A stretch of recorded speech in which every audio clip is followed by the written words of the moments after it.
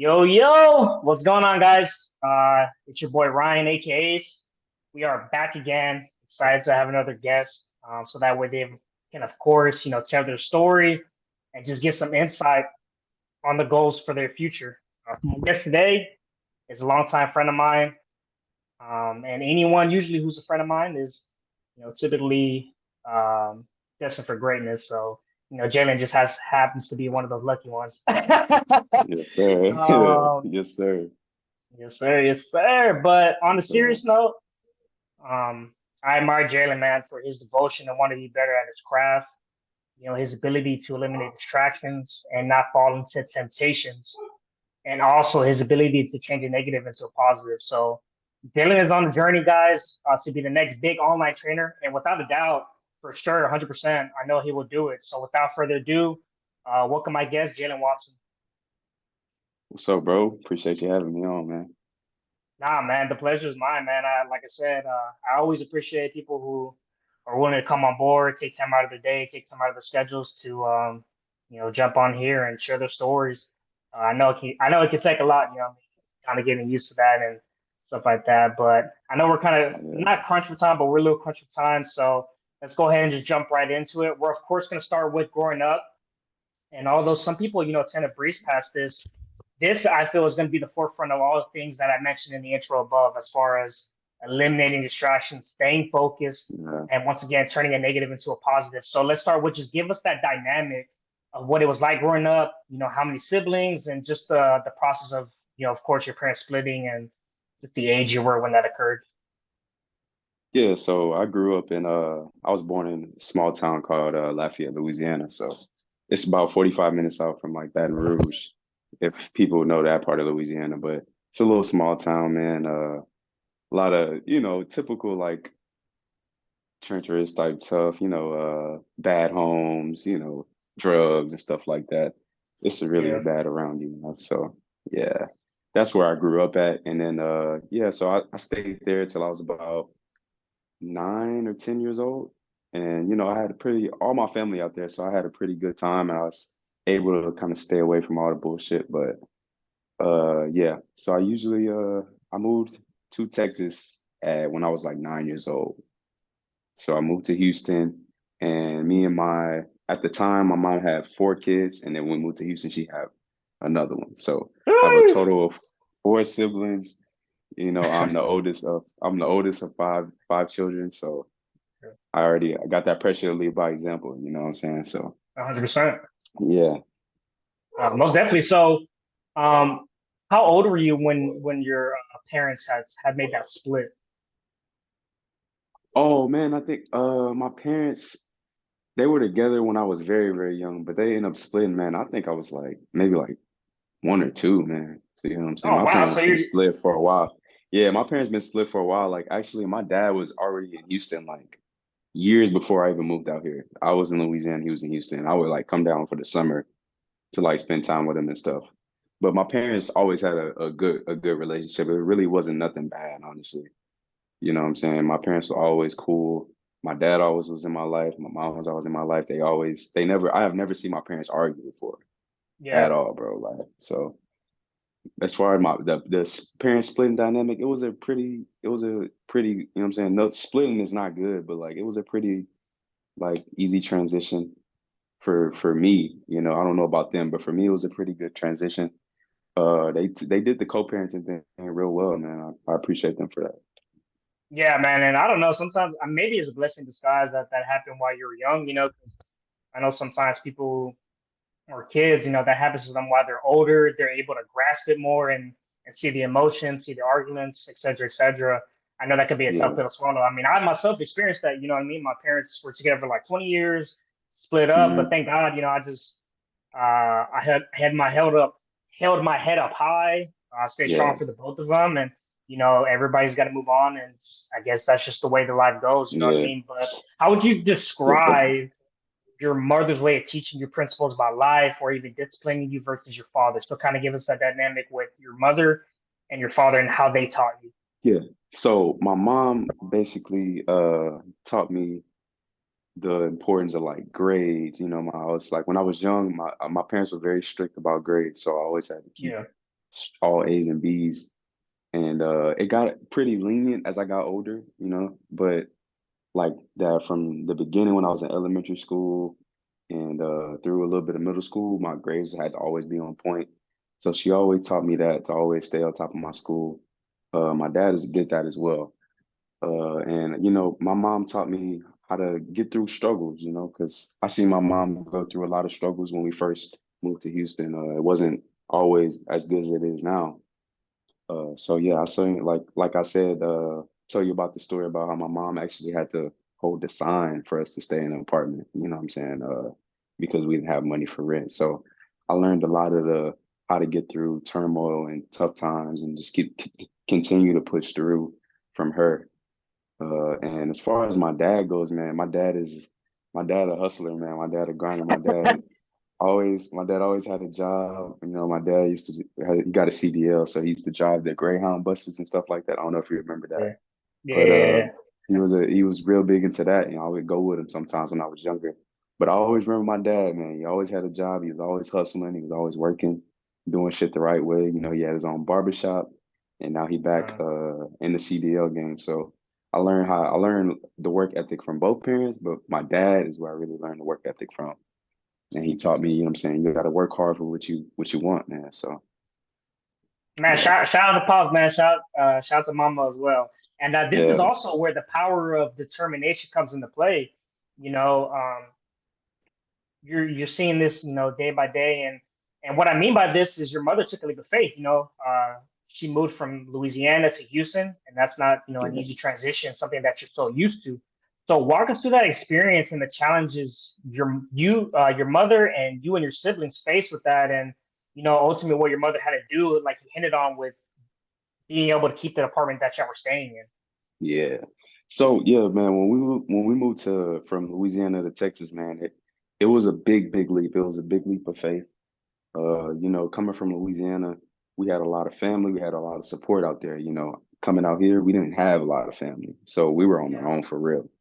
And my mom with, already having 4 kids and she took a big leap of faith coming out here. So yeah, so the story basically moved out here when I was like 9 years old and moved into, I believe, a 2-bedroom apartment.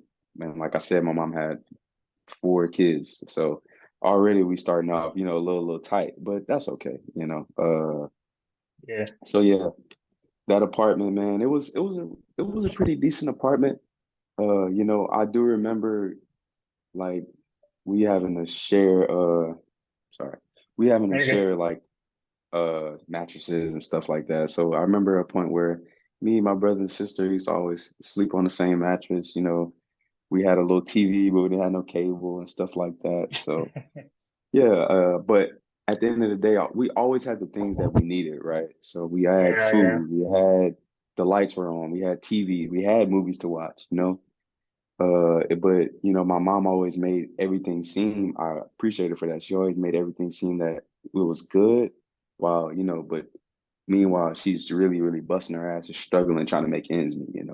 But we never, as kids, we never really seen it, until I started to realize as I got older, or like what she would tell me, I'm better understanding now. But she always made it seem that everything was good. We had all our essentials, clothes. My dad always took care of me, like when it came to school clothes and stuff like that. So yeah.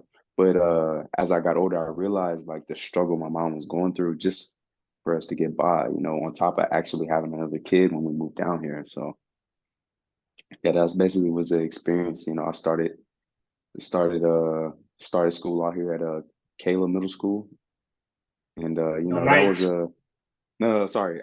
We're gonna go back to elementary. Sorry. Elementary school. I went to Okay. Mady Creek. Yeah, Mady Creek Elementary School. I remember I moved out here, and yeah, it was pretty good. I was in a pretty good school. Everything was like, as far as me, everything was okay. I had everything I needed. I was young. I got to go to school. I took care of my business. It was just really my mom really trying to struggling, and my stepdad struggling to make ends meet and stuff like that. But we got through it, so I appreciate both of them, honestly, man.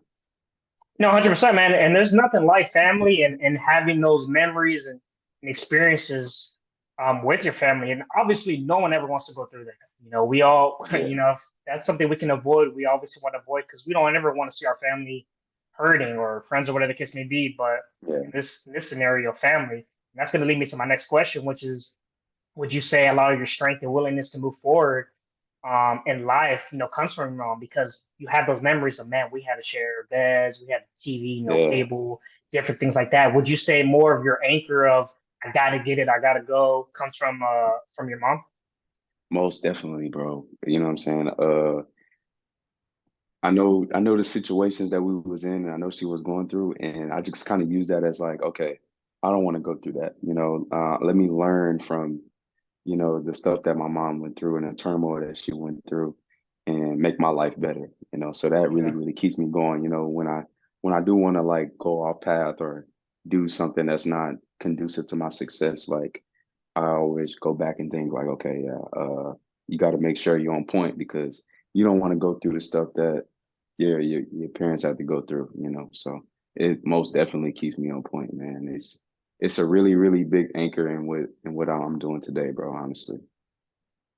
Yeah, 100%. And I think you even had told me one time, man, you were like, man, I even tried to pitch in around the house, like try to help your mom pay bills. But even then, she was like, no, it's okay. Just worry about what you got to worry about with your car note and stuff like Yeah, that. yeah. Is there any particular reason why, like, she's like that? She just, or, My mom is big on us having a way better life than she has. So wow, like I okay. remember when I was in high school and I was when I was young, man, I was ready to get a job. Like, and we'll get to the football story later, but when I was young, I was ready to get a job. Any money I made from that job, my mom never asked me for any money for bills or anything. Ever. She's like, son, save your money, do what you need to do, get what you want to get, and just be smart with it. She always told me be smart with my money and save it. But she never asked me to pay a bill or anything. And even if there's times where I've been struggling, and she's helped me out still to this day. So, my mom never, never, never ever asked me for money for bills, and I appreciate it. And if she ever needs it, she knows she got it. I got it. Man, that just inspires me thinking about it, man. Because my dad and my mom were like that too, man. They're like, hey, they passed on what they could pass on. You know what I mean? As far as the basics, which is save your money, whether or go to school and make good grades. And you appreciate them tenfold for that. And it makes, like you Yeah, said, it makes you want to grind even harder when you're feeling sorry for yourself. You're like, man, like, but they did it for me. They're going out there every day to make sure I have a roof over my head, I have food, yeah, et cetera, et cetera. So I really wanted to highlight that with your mom because I mean, we have to highlight that. You know, what I mean, she deserves all the respect in the world for that, and that needs to be hell yeah, praised. Most man, definitely, that's for sure, exactly bro. how you lead and how you take care of your family. Most definitely. But let's kind of Hmm. move on a little bit into your other family members, as far as your biological father, your stepfather, and your stepmother, because they had an integral part as well in molding you and whatnot. And it's safe to say, man, you have a family of hustlers, most definitely. So Yeah, man. I guess my question is, like I said, or like I said, like you said, you look at each of them as role models. So why is that? So they all taught me different things, right? I learned different things from. I like to say I have four parents because I had like, bro, I got bomb ass step parents, man. Like, I got the best step parents ever, man. Like my stepdad Yeah. and my stepmom. Unfortunately, my dad and my stepmom are not together. They're separated, but I Okay. was there for their marriage, and she taught me Yeah. a lot too. I appreciate all my parents, man.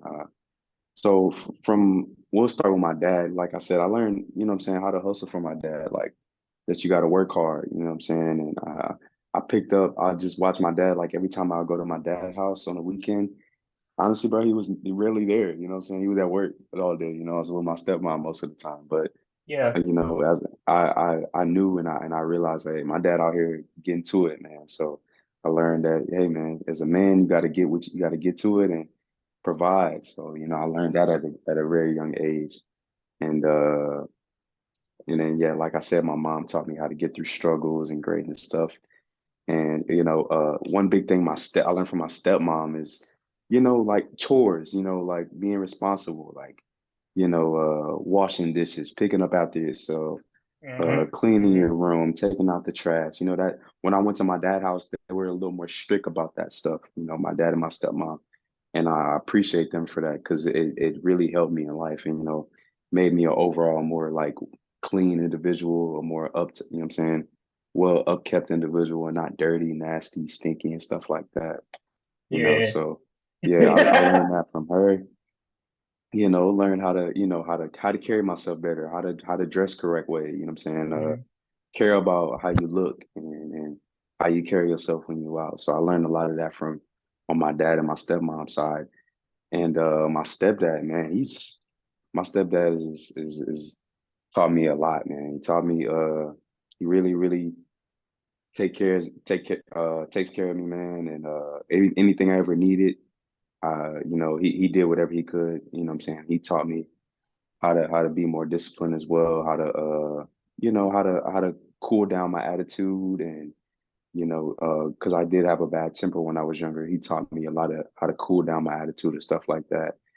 And how to be like kind of more be there for my mother a little bit more, maybe not react in certain ways when I was younger and put me to the side and really just give me like a man to man talk rather than, you know what I'm saying, just being a step parent that's just always yelling at you and stuff like that and doing this and doing that. So yeah, my stepdad always took care of me, man. I always had anything if I ever needed. He was the one taking me and bringing me to work when I had those jobs when I was younger and I didn't have a car.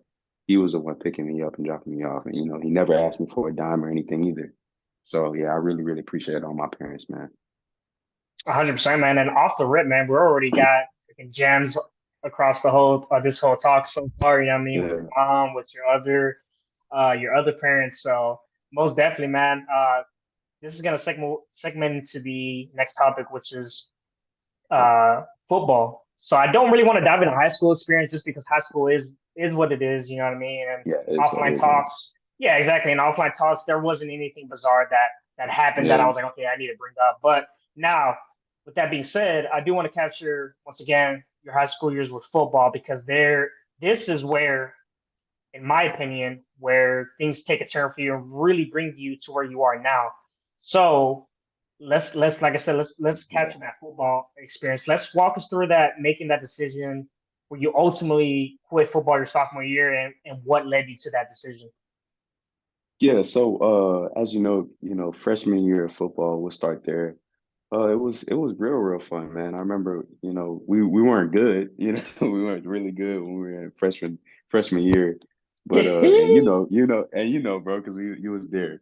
But know what I'm yeah, saying? we wasn't really good, but it was a very, very good experience. It was fun, freshman football was real fun, man. And Definitely. towards when we got to the after the season into the off season, my body, for some reason, my body was just always, what I'm saying, hurt or injured or like, fragile. Like, I think you remember the time when we were doing sprints and my damn thumb just freaking like Ooh, came out. I think you were there, bro. yeah, Like I it remember was, it that, was, bro. it was crazy, Ah, man. Yeah, my thumb was just out of place, broken, and I had to go through that during the first off season. So, yeah. I really got behind on workouts and being in shape and stuff because I was always like injured and stuff, man. And when I came back sophomore year, I'm not gonna lie, man, I wish I had a different mindset back then, but I wasn't really into the football. I didn't go to any summer practices or stuff like that. I didn't stay up on being in shape, getting ready for the season. I thought I could just show up sophomore year, I know what I'm doing, I'm good.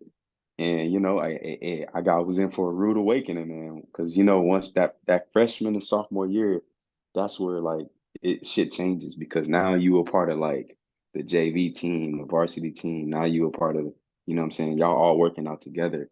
As in freshman year, you kind of practicing to the side. You're not really around the older guys. So yeah, when I got to sophomore year, I was really in for a rude awakening. I was out of shape.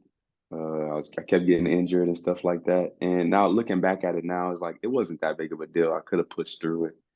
But my mindset was totally different back then. So yeah, eventually that year I ended up, I think like before the first or second game, I went in the office and I told the coach like, yeah, man, I'm done. I quit.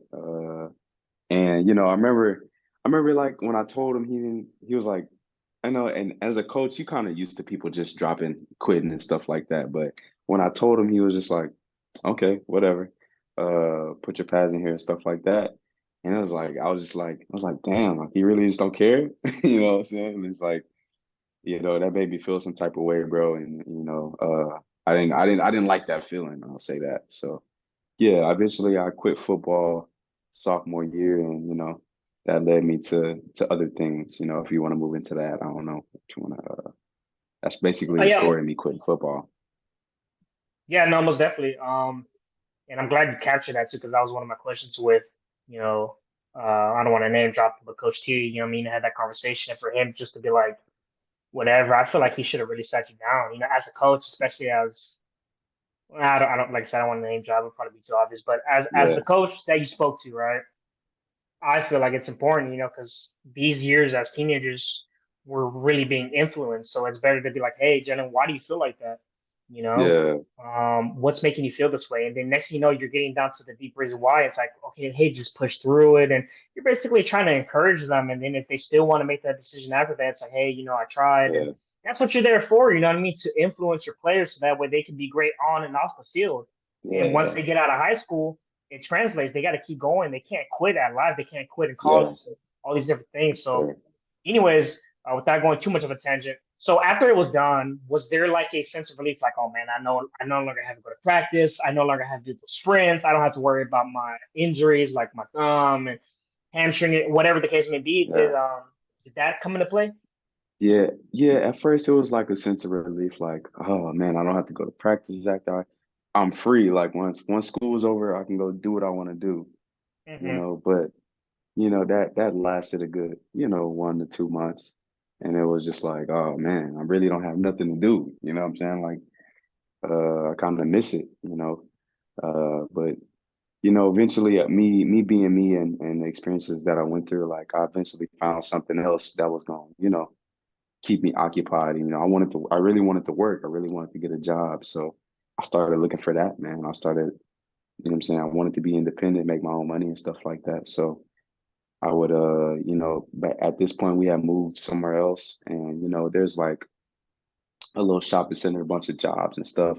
So I would walk, man. I would get out, I would leave the apartment after school, and I would go walk and ask for application at every single store I went to, like a fucking pool store, the steakhouse, the French Quarter, any and everywhere, man.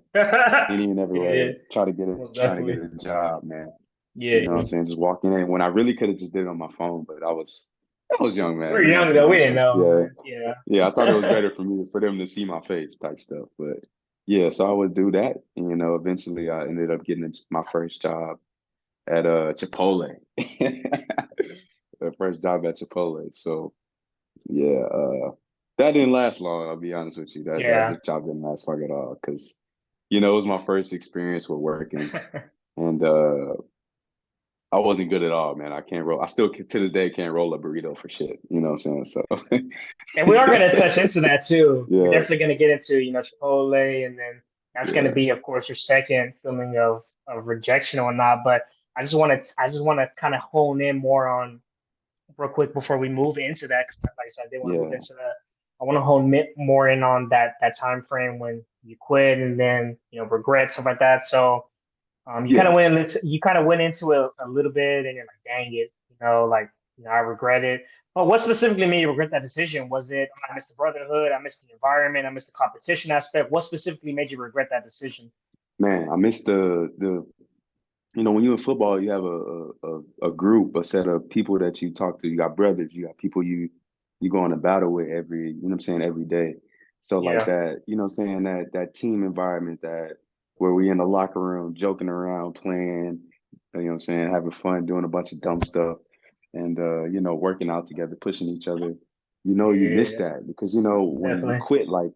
when you quit, like you kind of the odd man out because everybody's still on the team. So they got to go on about their business. They don't really have time to be seeing what Jalen on or seeing what Jalen doing. You know what I'm saying? He's doing True. his own thing. Yeah. Hmm. I got to go. I got to be there for my team. So I kind of regretted it because of that and the competition aspect. I realized I was like very, very competitive, as I got older. and I missed that, you know what I'm saying? So I regretted that a lot, man. Uh, it was it was something my biggest regret to this day is quitting football. So yeah, that's No, my biggest regret. I 100%. wish I wouldn't have quit. Yeah, and it's hard, because that voice inside of our head that's telling us to quit, um, or I'm done. It's a very hard voice in our head to bypass or ignore, And considering seeing the toughness and discipline from your role models, it is a bit shocking that you made that decision. You know what I mean? And nothing against you, what happened had happened, of course, but it's just considering the dynamic that you had. Uh, it's crazy that that decision had been made. So why in that moment, if you can recollect that, were you not able to block that voice out? You know what I mean? To keep going, compared to now where you're able to really be like, nah, you know what, I'm not doing that. So are you able to pinpoint at all, like why you weren't able to talk Yeah, yourself out I of it it? was at that point it was in my mind for a long time, Okay. before I finally did it. I just didn't wake up and be like, "Oh, I'm quitting." Things lead up to it, Yeah, yeah, injuries and always being hurt and, yeah, big time. coaches barking at you saying you're soft because you can't get on the field, you're hurt, you know what I'm saying? Stuff Yeah. like that, which that's football stuff, I'm not really Big tripping about time. that. Yeah, Yeah. yeah, yeah. And me just that voice in my head just kept coming and kept coming and kept coming. And when I was younger, man, my mindset was a little bit different. I wasn't, I would I was a real I would say I was a little bit soft, man, because I couldn't handle, what I'm saying, stuff that was tough, and get through it. So eventually I caved and I gave it up, So it was a bunch of events that led to it, but it take that kind of stuff. It takes a bunch of time for you to actually make the decision. I didn't just wake up and be like, oh, I quit. It was, what I'm saying, injuries and stuff like that, and all the other things going around, and me not being where I wanted to be on the field. What I'm saying, not, what I'm saying, being up on the depth chart and stuff like that. All that stuff that was in my control, I was just, young and dumb and soft. So. No, 100%. And what was your parents' reaction if you told them, like, were they like hard on you about it, or they're just kind of like, oh, it is what it is? Nah, nah, man. My parents, like, they're always supportive of anything I do, man. Like, when I quit, my mom was like, "If you feel like that's the best decision for you, then, son, and that's fine." Yeah. You know how parents are when football, man. They scared for you to get hurt, so they kind of like, "Oh, well, fine, Yeah. yeah." They're kind of like, "Oh, yeah, man. Yeah, man. You go ahead and quit, man. I don't want you getting injured anyway." My mom was kind of like that. Uh, as far as my dad, I really don't remember how he took it. Honestly, I don't think he was like, "Oh man, well, it sucks, I can't come to your games and stuff no more, but it is what it is, son. Like, what I'm saying, you're gonna do what you're gonna do, make your own decisions." So they were pretty supportive both ways, man. So yeah.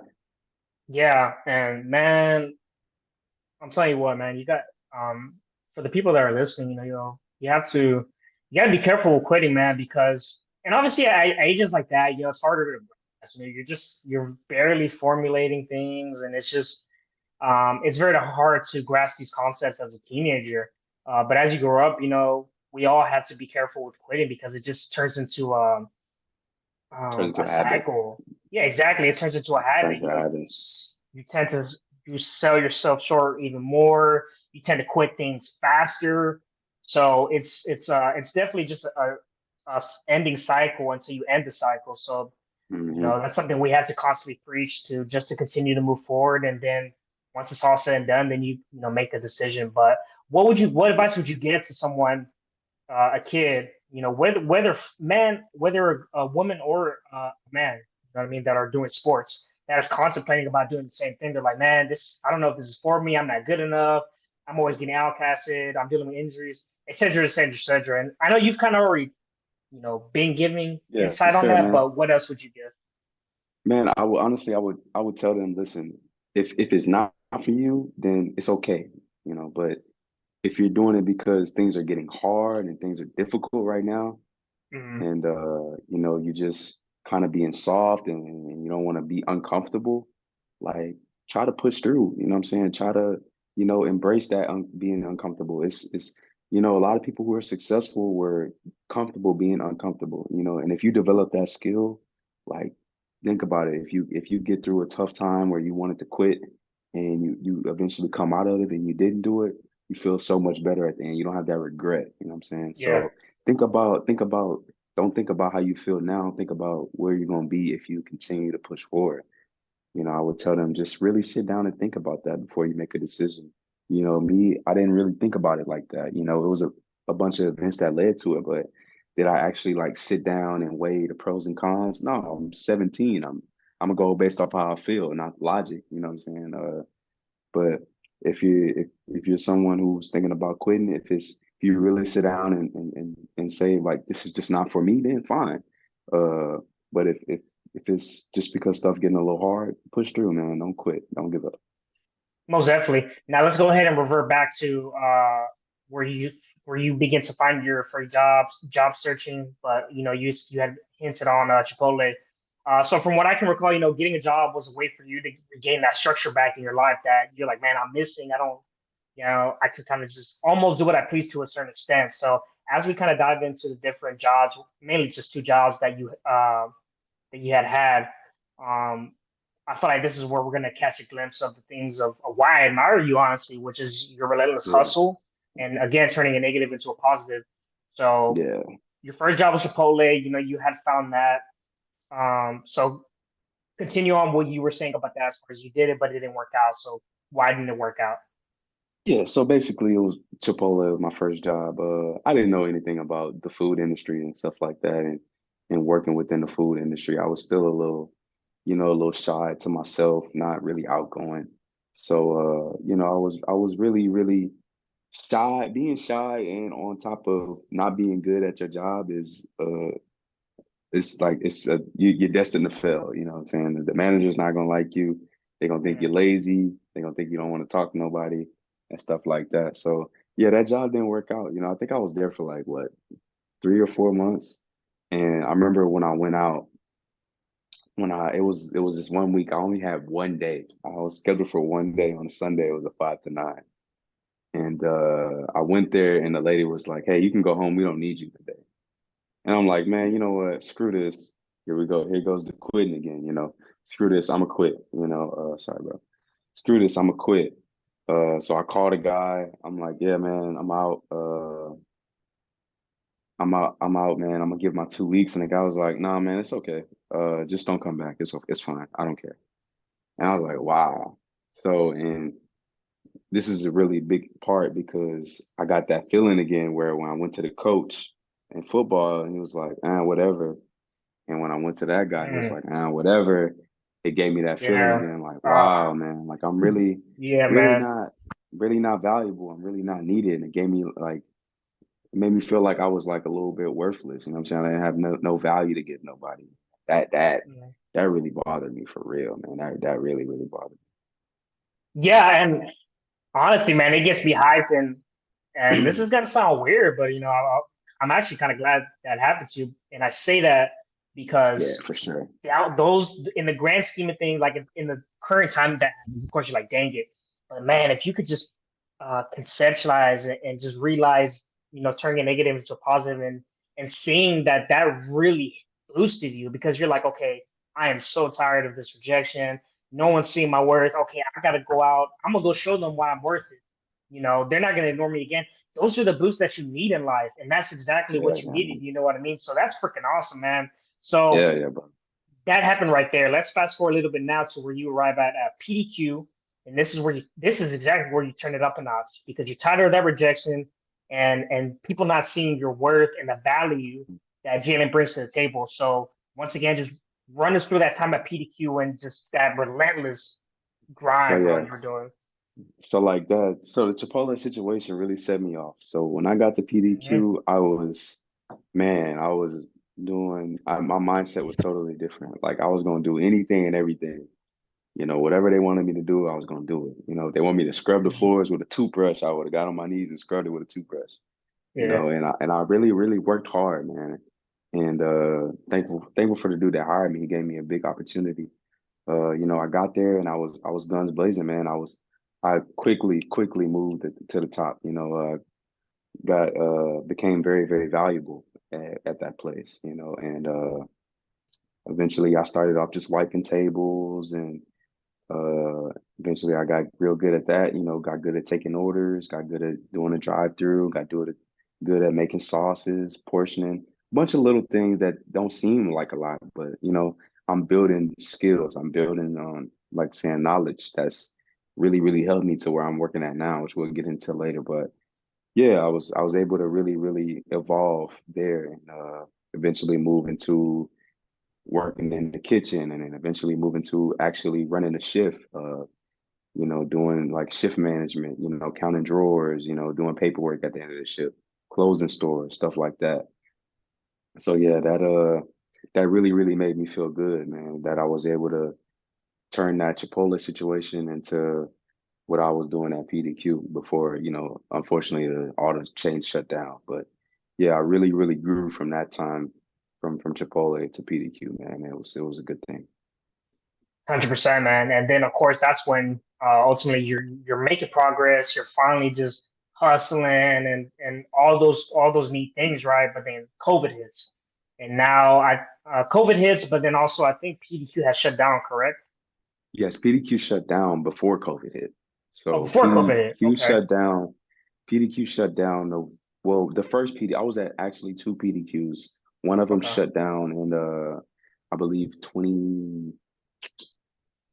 2018. Yeah, it shut down in 2018 for my first one, and then I transferred to another location. Then that one shut down in November of Hmm. 2019.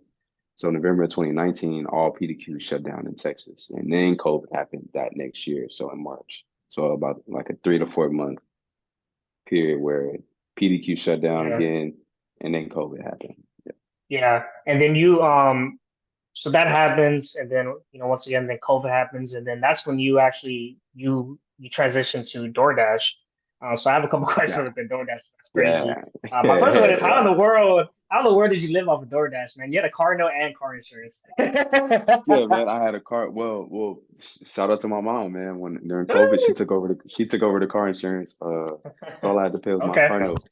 Through all Yeah. of this stuff, I would tell people this, man. Keep your credit uptight, man. Keep good credit because, I did have a car note, but it wasn't too bad because I had good credit. I had a good rate. I had good everything. So shout out to my mom for putting me on about that too. But yeah, man, I would just do DoorDash deliveries in order for me to pay my car note, food for, because I wasn't really into bodybuilding at that time. Yeah. Pay for my car note, pay for my food, and I was hustling, man. I would be working DoorDash 6 to 7 days, 6 days, sometimes 7 days a week. Once, Hmm. the initial thing with COVID is, we couldn't really go anywhere. So through that, I think like March through maybe like May, Yeah. I couldn't do anything. You know what I'm saying? I couldn't even do DoorDash. But once we Hmm. were able to like come back out and go to the gym and move around and stuff, I had to get to it, man. I had bills I had to pay. So I would just do deliveries like 6 days a week, long hours. Sometimes I would work like 1 p.m. to 1 a.m., 12 hours straight, take like a 30-hour minute break and keep going, man. And I used that, man. I couldn't get a job because of the COVID thing. A lot of places was closed down, so we had to just find a way. And DoorDash was my way, man. Yeah. What was the most you got tipped, if you remember? Oh, most I got tipped, man. Like ever? If you Yeah. go to, I believe it was like $35. I got a $35 tip one time. Uh, yeah, it's Damn. if you go to a good area, those people are real generous, man. They really tip you really well. So yeah, I got like a $35 tip one time. That's actually I was gonna ask you, man, because I'm pretty sure people are still door dashing, doing all those things. But let's Man, just, I'm I mean, still I'm still door dashing, man. you're still door dashing. That's it, Yeah, I'm still door dude. I dashing, need to man. get I'm back. not good. I I use it might more get as on like that a too, man. I use it more as like a side hustle. Obviously I have a full-time job, so No, hundred I use it as percent. more as like No, yeah, as a side hustle now, just to have some extra money. 100%. Any free game as far as for people in the Houston area, for what areas you would say are the most bang for your buck, or are you Uh, gonna kind of keep that I for would say, yourself? nah, man, I'm spread the wealth, man. I'm giving out here giving value. Uh, Holla. go to Cypress. I would say go to Cypress area over there by 290 and the Cypress Town Center and stuff like that. And Champions Forest is really good too. So if you want to make Okay. that drive out there, and then obviously if you're familiar with the like uptown, like Melrose and downtown Houston and stuff like that, go. I'm not familiar with that area, so I do not go there. I hate it over there. So it's it's always busy over there if you want to go there, if you're familiar with driving over there. So, but I'll say Cypress, Champions, and then that Well, I'll over tell you there what, in if you go, Houston downtown. yeah, I'll tell you what, man. If you go to downtown, what you will get used to is that traffic, man. It's insane. I mean, geez, man, Terrible, man. I can't stand it. All right, I cool, hate it, man. cool, man. Well, we got into the DoorDash and we got some little insight on that as well. And advice. It was also during this time too. Once again, going back to COVID, that you also got serious about your health and fitness. Started Yeah. getting after it in your garage. How was that? How was that experience right there? Yeah. So I started taking my health seriously in like a year before COVID. So I was Yeah, really into yeah. the gym by that time. So Okay. yeah, but I really made that big leap when I was in that garage. So yeah, I couldn't really go to the gym. I had a little bit of stuff in my garage. We were still able to go to the grocery store and stuff, so I was still on top of my food. And honestly, during COVID, we didn't really have nothing to do. So Yeah, all I big could do time. was work out, make my meals, stay on top of my diet, and basically, man, honestly, man, I was probably some of the best shape I've been in when it was COVID. Yeah, so I did that, and yeah, that really really taught me a lot. You know what I'm saying? Taught me how to improvise, how to, I'm saying, it really upgraded my training, you know what I'm saying? Because, now I can go get a good workout anywhere. I can go to Planet Fitness, a hotel gym, and I'm still gonna be able to get a good workout, because I took that time to one, study training and stuff like that and nutrition because we didn't have nowhere to go and nothing to do. So I was training and studying and I was working out. Yeah, no So yeah. excuses, man. You got to get it where you can get it. You know what I mean? Yeah, do what you gotta do, man. A lot of people make a lot of excuses about working out, man. That shit ain't cool, man. 100%, big dog. But Yeah, as we'll get into later, you're gonna be the guy to get them back on track for that for sure. yeah, yeah, for But sure. so I believe after 2 long years, you find yourself, well, not long, but long.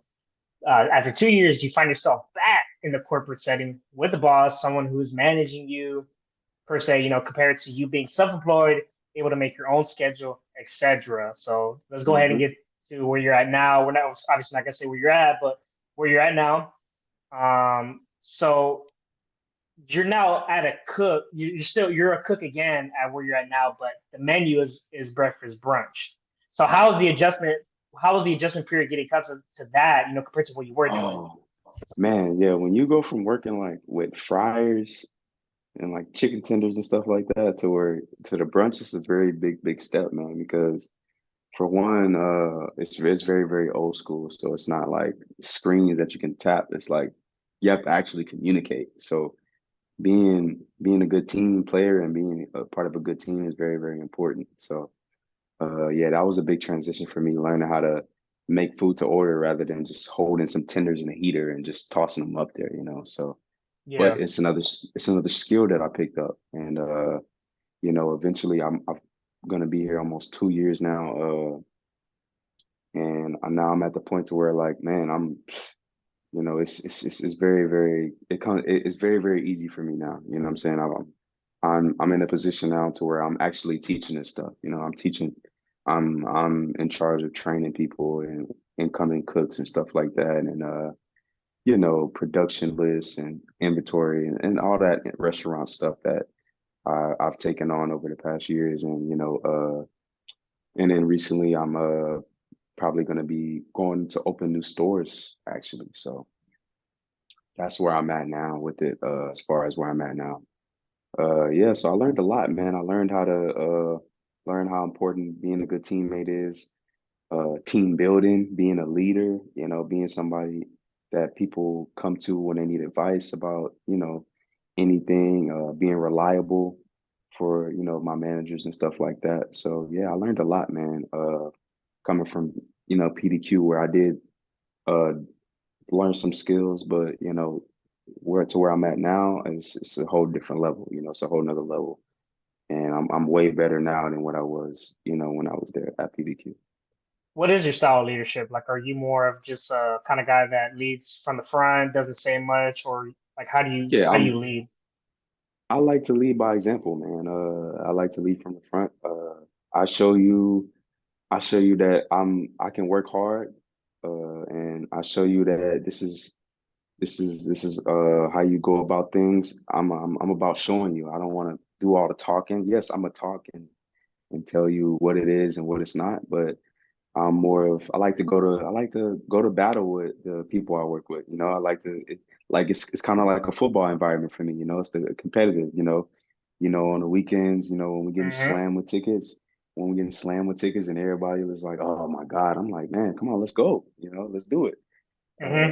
And I like to go like be in battle with the people that I work with, and show them that, hey man, I'm here for you, man. Even though I'm in a higher position, that don't mean nothing. I'm still a part of the team, and that's really, really worked well for me, and I enjoy it. Yeah, man. And that once again, I had mentioned this in literally the last episode I did yesterday. Was Sergeant Braxton or Devin, his civilian name. That's the power of putting out right there. You put out, you do your best to you do your best at your job to the best of your capability and things like that. What happened? They're like, hey, they come to you with opportunities like, hey, we got some Yeah. stores. You looking to open? You're more in leadership roles. So that's a perfect example Yeah, right there. and with that stuff comes more money. So, it's a win-win. Like you're developing skills and you're developing more income. So, Yeah. it's a win-win. And I will say this, man, a lot of people in leadership roles think that once they get the role, they don't have to work as hard. And I heard my mentor say this, Brandon Carter. He said, if you're the leader, you actually got to be the hardest worker in the room. Leaders Big lead from the time. front. So you taking on all that stuff. And I would challenge a lot of people, man, if you're in a leadership role, like attack that, embrace that and really show everyone that why you the leader, why were you chosen to do that, and take pride in it, and lead by example and be a good influence for the people around you. That's always a good thing to do. So yeah. No, 100%, man. And I'm trying to see if I can tag on to that. Yeah, man, I mean, literally what you said was right on the money. There's not much more I can add to Yeah. that. I mean, you said it perfectly. You got to be the hardest worker in the room if you're a leader. You know, what I mean, you can't take breaks because everybody's always observing you. The minute they see you take a Yeah. break, they're like, "Oh, I could take a break," or Yeah, man. he's not motivated for a ticket. I should be Exactly. motivated for a ticket, Exactly, etc., man. etc. And you lose that respect, man. You lose that respect from people when they see you not working as hard as them, and once you lose the respect, you lose the team. You lose Yep. the ability to have command, and you lose the willingness for them to listen to you and come to you. So always be working hard, man. Don't ever take a step back and think it's okay to chill because it's not. You got to keep going. It's not sweet out here. People are always watching you, man. Don't let them see you doing something that you're not supposed to be doing. Yeah, man, for sure. Jams on jams on jams. That's what I'm Yeah, talking man. about. If I had some And sound then effects, give then him, I'll be laying it down. yeah, man.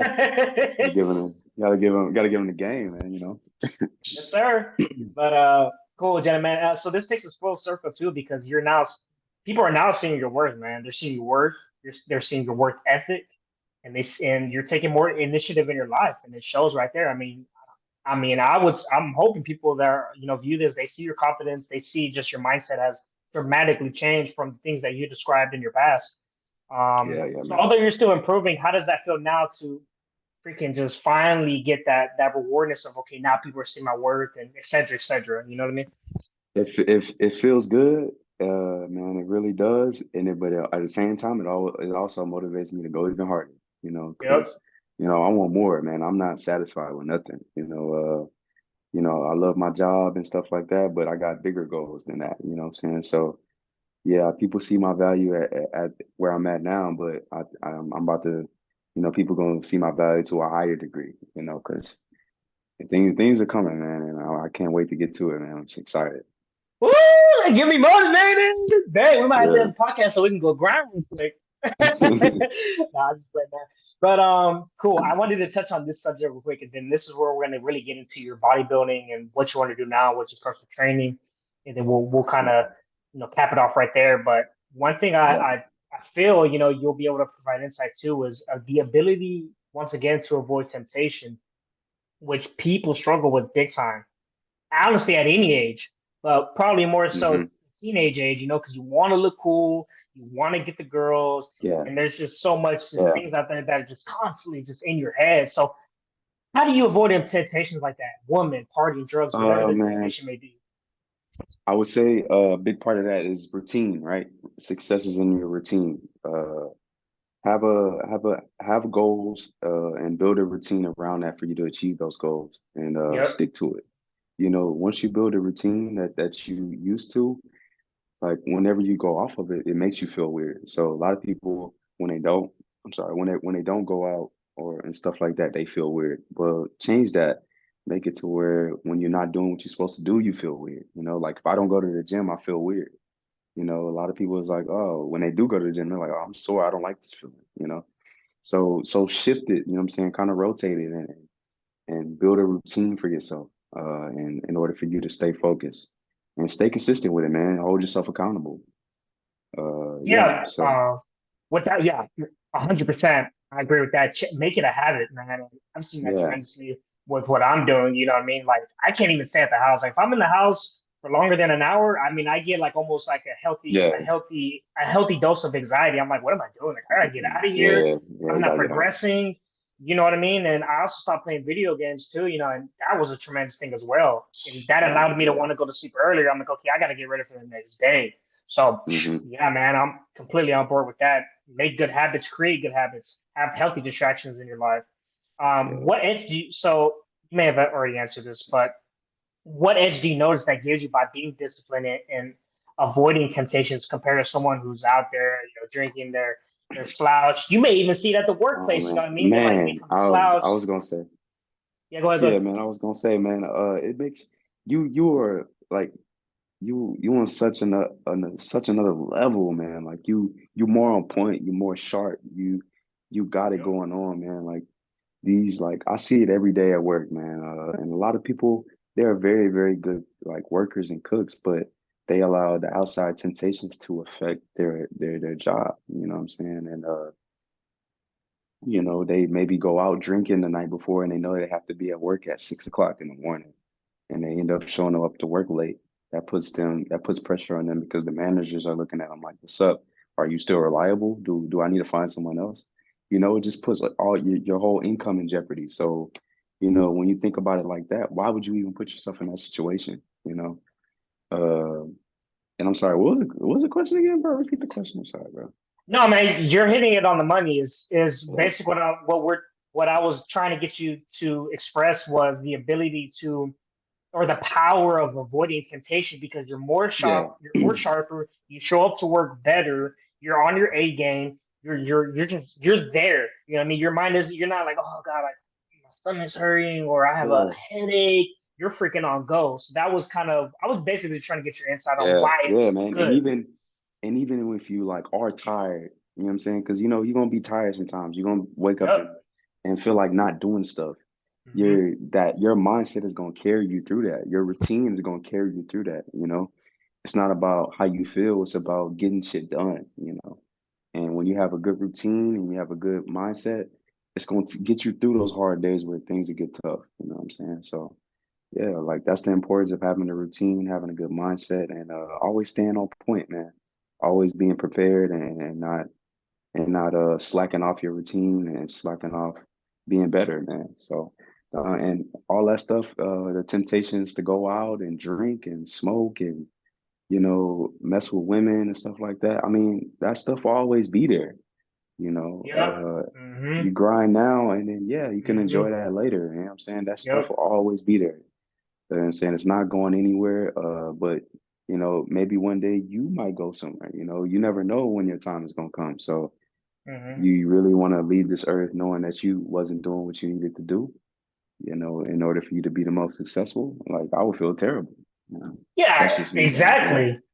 No, exactly, man. And oh man, I'm trying to figure out how to formulate this, but I'm just gonna roll it off the tongue and hopefully it comes off. It makes sense for what I'm trying to say. But guys, I mean, we all have to realize that, and I'm gonna continue to preach this here, and I always preach this to my friends, and it's something that I continue to try to conceptualize and really understand that we are on borrowed time. Every day, every week, every month, every year is a step closer to our end date when we're gonna unfortunately die. Yes, it's a touchy Yeah. subject. We don't want it's maybe sound cringy as I say it, but it's the Yeah. truth. We're gonna die. So why do things that are gonna possibly lead you closer to death? Drinking, you die of alcohol Exactly. poisoning, you get in a car crash, you die from that, or you kill someone because you were drunk and now you're going to jail for the rest of your life and you're thinking, dang it, I should never Hmm. done that, should never done that. So why do those things? You know what I mean? Exactly. I'm not saying don't have fun, but as me and Jalen are trying to say, and once again, I'm not perfect, and I'm sure Jalen can attest he's not perfect either. Yeah, for sure, But man. establish your life, get your career going, get your own place, start making your own money, start making smart investments, whatever the case may be, follow your passions, and then you can truly have fun. But if you're just Exactly. scraping by, how are you really having fun? You're always going to go back to what am I doing? Like, man, Yeah, like you know man. what I mean? So Everything, yeah, go ahead. everything's better. Everything's better later, man. Instant gratification is not something that you want to continuously have. We're in if you're in your 20s, especially, like you should be grinding, man. Like, ain't no reason for you to be out here messing with a bunch of females and doing a bunch of dumb stuff. You know what I'm saying? Because you're wasting time. You're wasting your life. You know what I'm saying? Like, and I'm sorry, man. I can't sit here and waste my life. I'm sorry. That puts a bad feeling. It put a bad taste in my mouth. No, 100%, man. Yeah. Uh, yeah, man, we can go on and on about that, Yeah, but we can that go on was about that, just man. That, what we did right there was a lot to take in, and there was a lot yeah. that you could just take from that. I mean, freaking watch that over and over again. I mean, that's how you'll instill that mindset right there. To do the time, and we're not super crushed with time, but I want to jump into your bodybuilding and your personal training aspect and what you're doing with that, and then once again give you the opportunity at the end to discuss that consultation that you have going on, so you can kind of let the people know that, Yeah. and I can create a short. Hmm. Anyways, um, just in the bodybuilding aspect, I just want to get probably one or two questions out of this. Yeah. So bodybuilding, once again, seems like a way of life for you and another outlet to give you that structure. Like, okay, I need to do this. I need to eat Yeah. properly. I need to go on time. I need to do work out this many times a week. Why is it so important to you? It gives me that structure, man. It gives me that sense of thing other than work.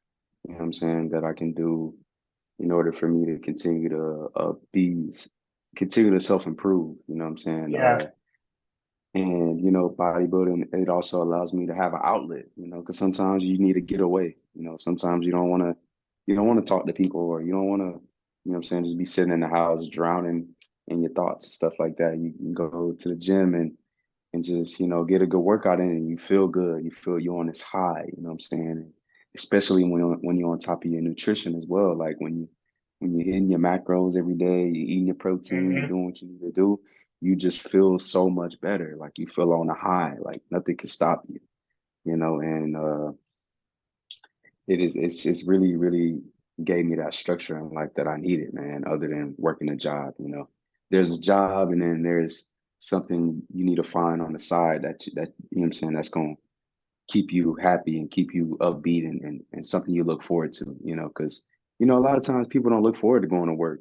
Sometimes, a lot of times, they don't like where they work at. So, if they just go to work and then come home, go to sleep, and then go have to do that again, that's like, you just sleeping away something that you can be getting fulfillment from. So that's why I do bodybuilding. I get a sense of fulfillment and structure, discipline, all those things in one. So it's a win-win for me. And I believe you had mentioned to me that you're looking to step on stage, correct, at some point in the future, Yes, in the or did future, that change? yeah, yeah, yeah, Okay, okay. either next year or the year after. So I'm thinking, what I'm saying, long term about that. So Okay. yeah, either next year or 2025, I do plan on hiring the coach. and actually stepping on stage and taking the fitness and bodybuilding thing to another level because I'm not on that level yet, you know. So I Yeah, always want to be improvement. I always want to push myself even more and go through something difficult, which, you know, prepping for a show is very, very difficult, you know, and that's something I want to experience and, you know, give it's gonna give me that competitive itch and it's gonna allow me to push through and you know, not quit when it get hard, you know, because my mindset is different now, you know. So I 100%. can't wait for that. Um, yes, sir. I can't wait either, man. I'm definitely gonna be. I gotta go show that love and support, most Yeah, definitely. hell yeah, man. Um, It's coming, this man. It's is coming. It comes. it's the timing process, man. But this is gonna be a great way to segment into the last topic, which is once again what you're doing right now, what you're working towards, which is personal training. I want to get your insight as far as why personal training. What is it about personal training? Is it the all those things that you were looking for as far as guidance and all those nutrition, all that stuff that you're looking to pass on to someone else? What is it specifically about personal training that just got you on go mode right now? You're like, this is what Yeah. I want. So man, I love this question because I know why online training is because I know what fitness did for me. You know, fitness Hmm. changed my life, bro. It changed my mindset. It completely shifted from that little, you know what I'm saying, a 17-year-old who quit football to me now who's eager to attack stuff that's hard. You know what I'm saying? I know how what it changed for my life. It made me feel better, it made me dress better, it made me look better. It made Yep. me, you know what I'm saying, just feel all the way better. And I want to pass that knowledge on and make, you know what I'm saying, other people feel better. You know what I'm saying? And I know how it sparked my life and I know what fitness can do for other people if they just commit, you know, it's gonna spark your life. You know, a lot of times I tell like all dudes that's like younger or older, if you're out of shape, man, that's the first thing you should do is get in shape. You know, if you start from ground zero, you don't know what career you want to do. The first thing you should do is get a job and get in shape. You know, get a job and get a gym membership. That's the first thing you can work on because you are in Yep. control of that. You know what I'm saying? Hmm. You are in control. You are in control Yep. of the food you put in your mouth. You are in control what time you go to the gym. And you are in Hmm. control, you are in control of you having a job or not. You know what I'm saying? So control what you control at first and then let that spark you, let you grow into something bigger. You know what I'm saying? So that's why I want to do online training and personal training because I want to spark that growth in other people the way it sparked it in me. Amen, brother. And a caveat to that question, why this route? Why the solopreneur route and not the traditional route of going to school, maybe getting kinesiology, or that's how you say kinsey, I can't even say, but you get what I'm trying Yeah, to say, kinesiology degree and using that to become a PT trainer, whatever. So why that route? simply because like a lot of the fitness stuff is it's for free. It's really for free, man. Like a lot like Hmm. we don't need to hire like trainers and coaches for us to learn that kind of stuff. Is that good? Yeah, is that a good route? Of course, it's good to have that by your name, but you don't need that. You know what I'm saying? You don't need to go through stuff like that. Yep. You can, you know what I'm saying, take time to actually study your craft and you know what I'm saying by watching YouTube videos or reading books and stuff like that. All the stuff that the kinesiology degree stuff is gonna teach you, you just doing it on your own. You know what I'm saying? Instead of paying someone to teach you which I believe in paying someone to teach you, but I don't believe that you should just go pay a bunch of money for a degree that you don't need, you know what I'm saying, in order for you to be successful.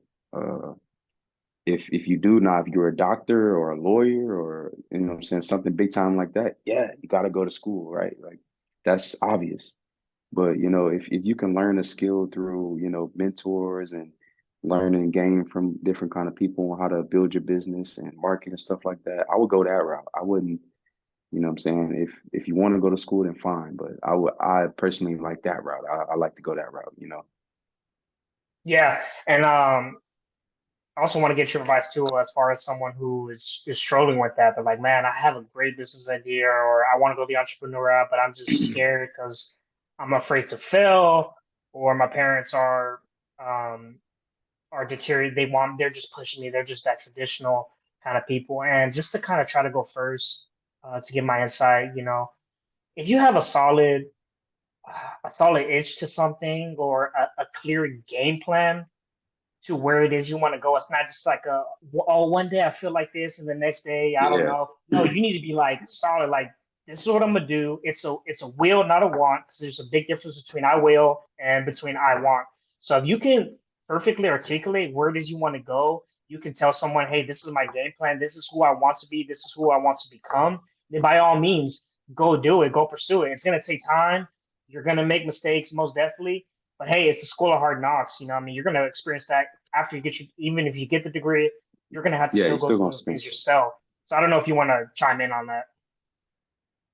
Yeah, man. Just if like obviously if your parents are pushing for you to go to school and it's a requirement, you know, for you to like continue to live with them or anything like that, obviously you gotta listen to your parents, right? You can't just go against them if you under their roof. If you're on your own, if you have your own place, you're free to do what you want, man.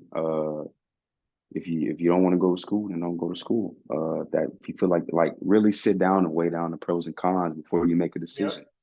Hmm. Don't just jump into something. Don't just do this thing where you're feeling this one day, like you said, just feeling this one day and I'm feeling something else the other day. Have a plan, have a game plan, write it down, take a picture of it, read it every day, know where you're going, know the steps, know it like the back of your hand and attack it and go and you know what I'm saying and get and execute, even if it's something little, like get it done, get something done, you know what I'm saying? And take the steps towards where you want to be and prosper, man, and build that business, build whatever you want to build and be successful. you know 100%. just Let's have get a in. just have Let's a game yeah just have a yeah game plan just have a game plan, yeah. yeah. And let's get into a little bit of specifics as far as the PT. Starting with what is how would you describe your ideal client that you're looking to train? So my ideal client would be a a young man, probably 20 to, I say young man, I'm still a young man too, 20 to 30, Hmm. from age like 20, in their 20s, 20 to 30, that's, may not be in tip top shape or not in good shape or, a bit overweight, that's, looking to lose weight and build a certain physique so they feel better about themselves. They're more confident.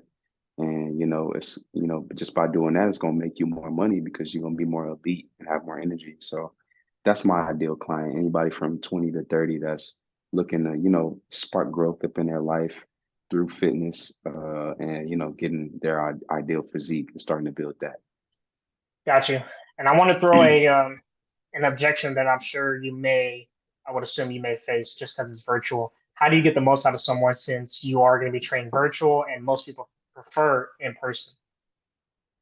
Oh yeah. So that objection is basically, look, whenever you work with a personal trainer in person, they're taking you through a workout, they're showing you how to do the stuff, and that's important. Training is important, but 80% of it is your diet.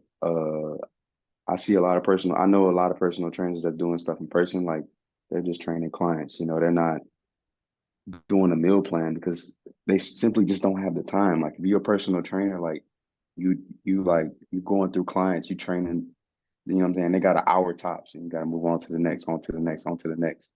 Unless you're doing something on the side, like and actually making people's meal plans, uh, you know, those people probably not getting a lot of results, if you're only just training them, I'm saying, in the gym.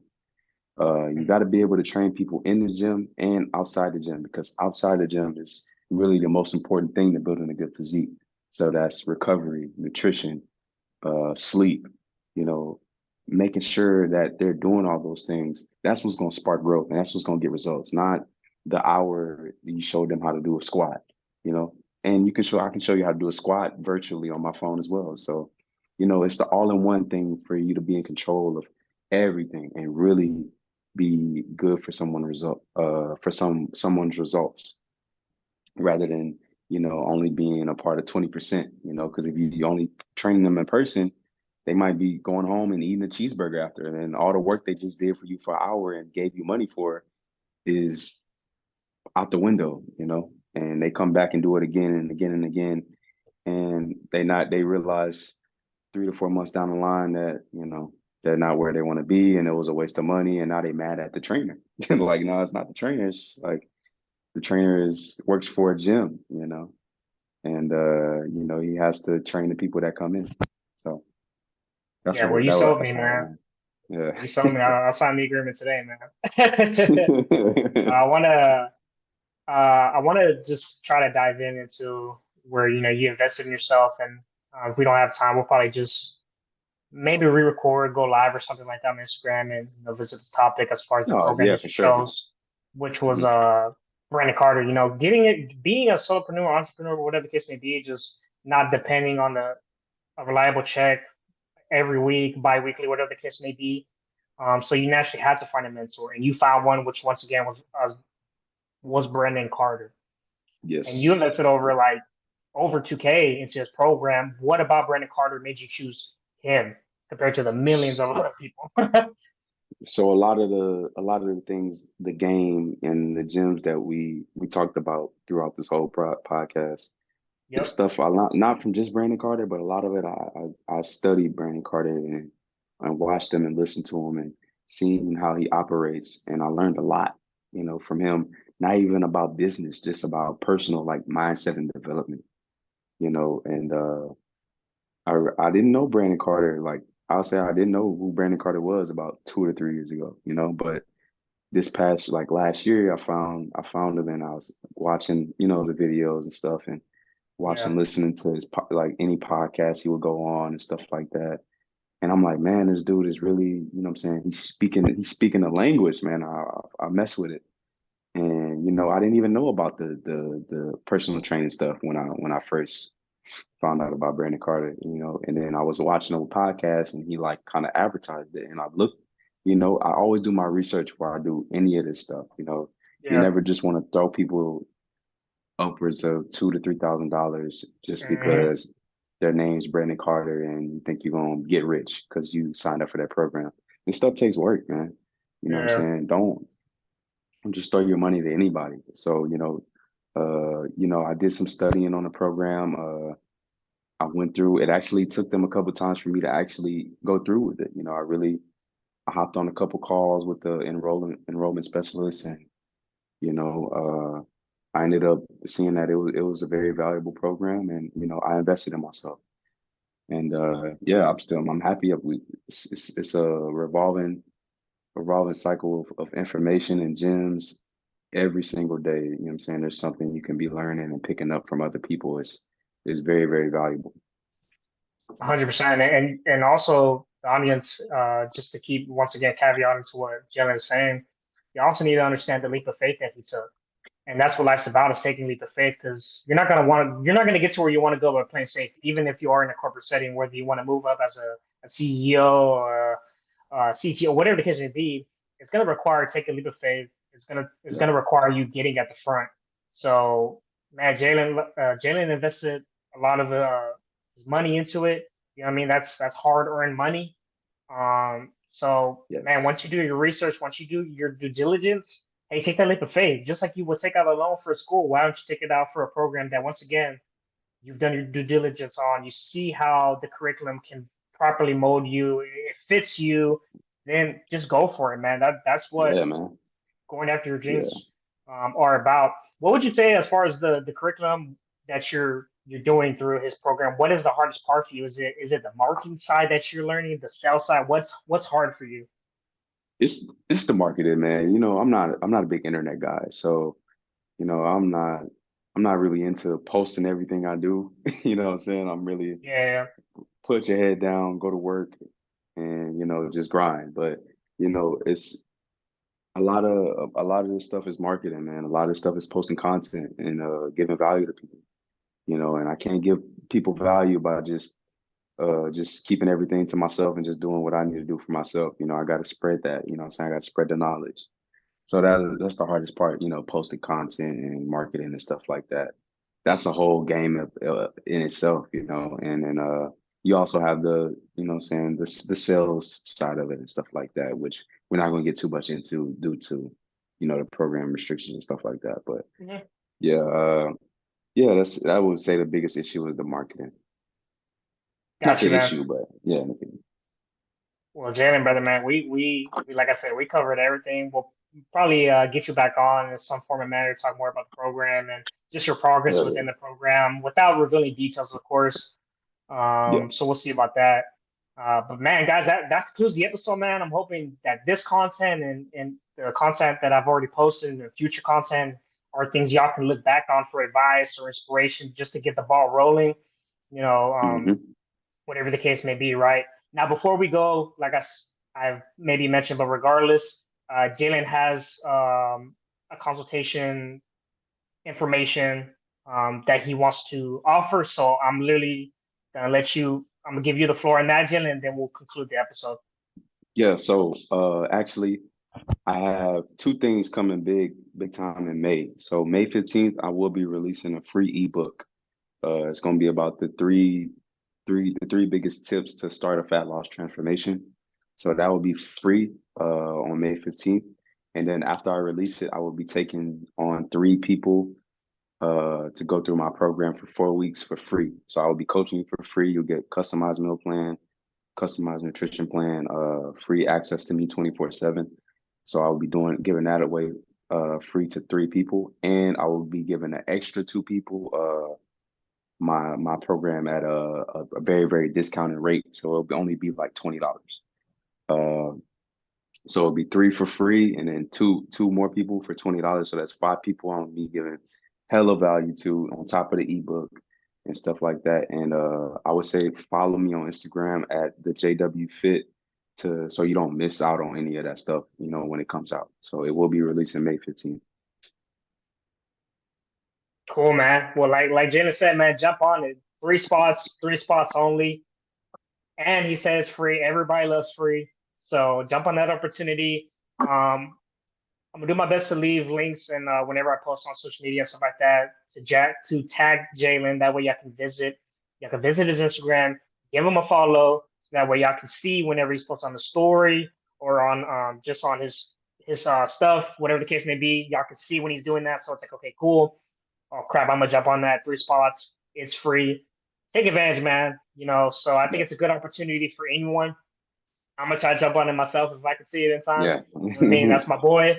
And oh not yeah, just man. because he's my boy. I've trained with Jalen one on one personally, and he's great. He gets the most out of me.